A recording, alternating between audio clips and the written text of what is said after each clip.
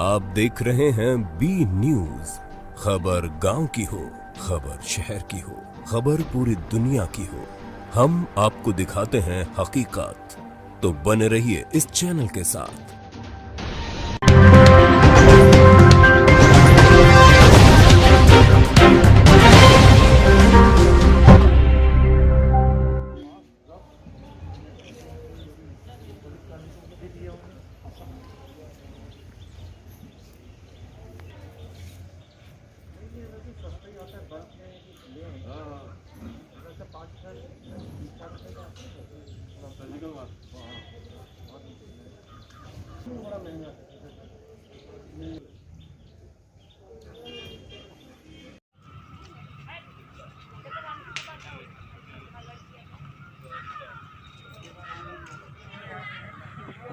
Temperature नापिए।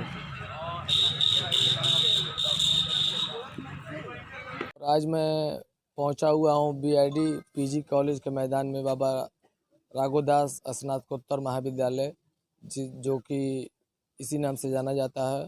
पूर्वा चौराहे के समीप ये विद्यालय मौजूद है और यहाँ पे मतदान की प्रक्रिया सुबह 7 बजे से चालू है। अभी तक मतदान का प्रतिशत 9.6 पॉइंट है, जो कि कंट्रोल रूम से अभी सूचना प्राप्त हुई है। और आइए मतदान के क्रम में मैं जानूंगा यहाँ पे मौजूद पब्लिक जो कि मतदाता कर्मी है, अपना मत का प्रयोग करने आए हैं देवरिया उपचुनाव में। जी आप बताएं कि आप अपने मतदान का प्रयोग करने आए, मत देने आए हैं, आपका क्या विकास का मुद्दा है कि जो प्रत्याशी यहाँ से जीत कर जाए, या फिर आगे का विकास के बारे में सोचे, यहाँ के लोगों के बारे में सोचे। अभी कुछ दिनों पहले ये विषय का चर्चा का विषय था कि यहाँ पे कृषि विश्वविद्यालय बनेगा। क्या इस विषय पे आप क्या कहना चाहेंगे? सर, सबसे पहले तो मैं ये बता दूं कि मैं यहाँ मतदान करने नहीं कराने में सहयोग करने आया हूँ। अच्छा। और मैं जो है समेकी शिक्षा विभाग, बेसिक शिक्षा विभाग के अंतर्गत समेकी शिक्षा आता है, उसके अंतर्गत स्पेशल एजुकेटर हूँ। तो यहाँ पे जो दिव्यांग व्यक्ति हैं उनके लिए व्हील चेयर आया हुआ है, उस पर बैठा करके मैं मतदान स्थल तक ले जाता हूँ और उनको ले समाज सेवी हैं? नहीं, हम प्राथमिक विद्यालय समेकी शिक्षा के अंतर्गत आपकी ड्यूटी लगी है? हमारी ड्यूटी लगी है सरकार द्वारा? सरकार द्वारा। जी।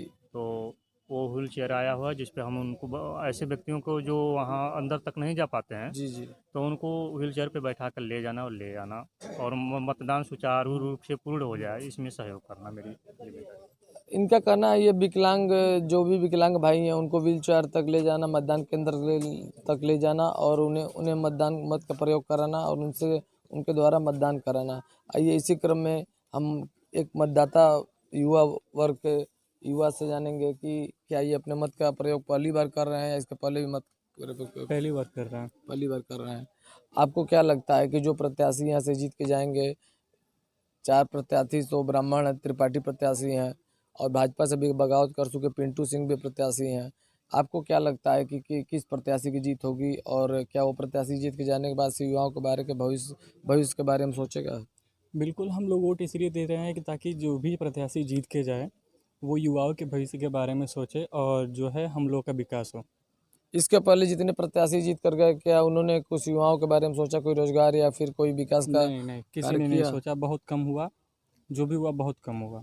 आपको क्या लगता है इस बार के देवरिया उपचुनाव में किसकी जीत होगी और क्या वो खरा उतरेगा आप लोग की उम्मीदों पे? बिल्कुल, अब जो भी जीत के जाए तो उम्मीद तो यही है कि वो युवाओं का विकास करे। चलिए धन्यवाद। आपका शुभ नाम भैया? रामेश्वर यादव। आप भी मतदाता हैं यहाँ के, आपको क्या लगता है कि जो प्रत्याशी यहाँ से जीत कर जाता है, चुनावी मुद्दों में तो प्रत्याशी बड़े बड़े बातें करते हैं, बड़े बड़े लुभावन बातें करते हैं, क्या इस उपचुनाव में जो प्रत्याशी जीत कर जाएगा वो देवरिया सदर के लिए क्या कुछ विकास कार्य करेगा या युवाओं के भविष्य के बारे में सोचेगा या कोई उद्योग या फिर कुछ इस तरह का व्यापार यहाँ पर शुरू करेगा जिससे युवाओं को रोजगार मिले? प्रत्याशी जीत भी जाएगा, विकास देखिए क्या करता, अभी तो कोई विकास किया नहीं पिछली जो प्रत्याशी। तो आप लोग का मुद्दा क्या है? अभी तक किसी प्रत्याशी ने विकास नहीं किया, तो आप लोग क्या चाहते हैं कि अभी भी प्रत्याशी जीत जाए तो आगे विकास करे या ना करे? यहाँ पे कृषि मंत्री हैं, यहाँ पे विश्वविद्यालय कृषि विश्वविद्यालय नहीं बना, सबसे बड़ा ये विद्यालय है आपने इसका मुद्दा, इसकी बातें आगे बढ़ाई, आगे आप लोगों ने आंदोलन किया या फिर प्रदर्शन किया इस बात को कई लेकर? कई बार कहा गया उनसे, वो अपने गांव ले जा रहे हैं। जी इतना बड़ा विद्यालय है यहाँ, महाविद्यालय है यहाँ बाबा राघव दास, यहाँ पे कृषि विश्वविद्यालय बनना चाहिए, इसको भी हो जाना चाहिए। इसकी ज़मीन भी पूरी हो चुकी है। तो आपके जनता जनार्दन और आपके साथ जो समर्थन में चाहते हैं यहाँ पे कृषि विश्वविद्यालय का निर्माण हो? एकदम हो, सभी लोग चाहते हैं, यहाँ के छात्र भी सब नौजवान चाहते हैं यहाँ पे कृषि विश्वविद्यालय बने, कुछ शिक्षा मिले। धन्यवाद।